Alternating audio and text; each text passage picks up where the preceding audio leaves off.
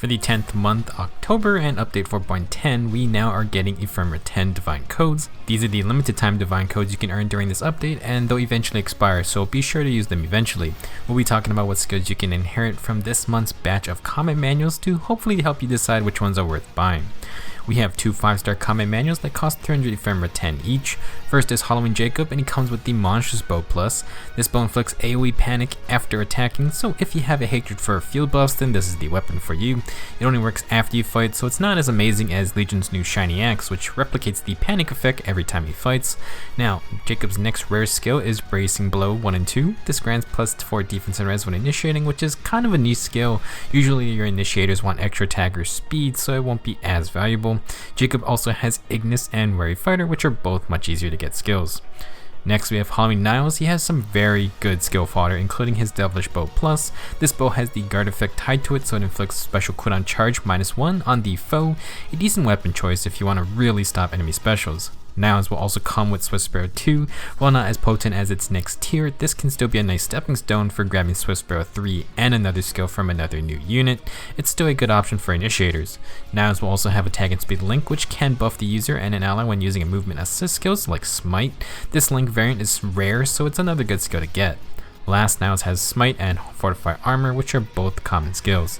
Niles is definitely the best comment manual here. Swift Sparrow or Attack and Speed Link are great skills, and his bow is quite unique too. Now we're moving on to the 4-star comment manuals. We have 5 of them for 100 Ephemera 10 each. First is Gunter, who is mainly relevant for having Honed Cavalry. Plus 6 attack and speed buffs for Cavaliers is pretty amazing and makes any horse emblem team that much stronger. Besides Honed Cavalry, Gunter also has Harsh Command, Armored Blow 3, and then the Silver Axe Plus. Yeah, I would not recommend any silver weapons really. Second is Kagero. At 4 stars, she has Reprisal and Dagger Breaker 3. Dagger Breaker only works on colorless dagger units, so keep that in mind. At 5 stars, Kagero will get Warding Blow 3, which grants plus 6 res on initiations. She also has the Poison Dagger Plus, which is effective against infantry units. While it can be a deadly weapon on super high attack dagger units, this weapon only has 5 might, which is terrible, and it can be refined.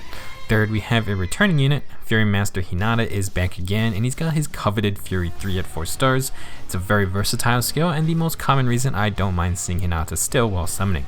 For his other skills, he has Pavis, Brash Assault 3, and the Ruby Sword Plus.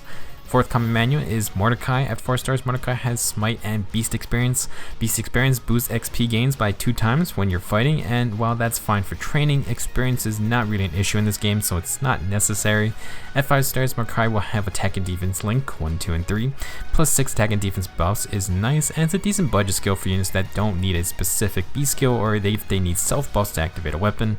It's a very nice skill to have on hand. Last, we have Tanya. At 4 stars, she has Ardent Sacrifice and then Spur Speed and Res 1 and 2. That grants plus 3 speed and res to adjacent allies, which is a decent support skill. I'm rather surprised we haven't gotten upgraded spurs yet, considering the emphasis on having 2 space buffing ranges versus being adjacent to an ally. I think they could make more options like Infantry Hexblade, which is basically a spur, but it grants more than just a stat boost. Anyway, at 5 stars, Tanya will unlock the Shining Bow Plus. This bow deals plus 7 true damage if the foe has 5 more defense than resistance. The idea being that against tankier units with higher defense, the Shining Bow can still punch through. I wouldn't say this is a very commonly used bow, but maybe if you pair with other true damage skills, you can get an interesting build that can do something against even the highest defense tanks. It's okay, but not a must-have. That's all I got for this month. I'm definitely grabbing that Halloween Niles for myself. Not sure what I'm going to get after that. Of course, you can use these common manuals for merging, so perhaps this can get you closer to a plus 10. Thanks for watching. Good luck getting enough Ephemera 10, and I'll see you guys next time.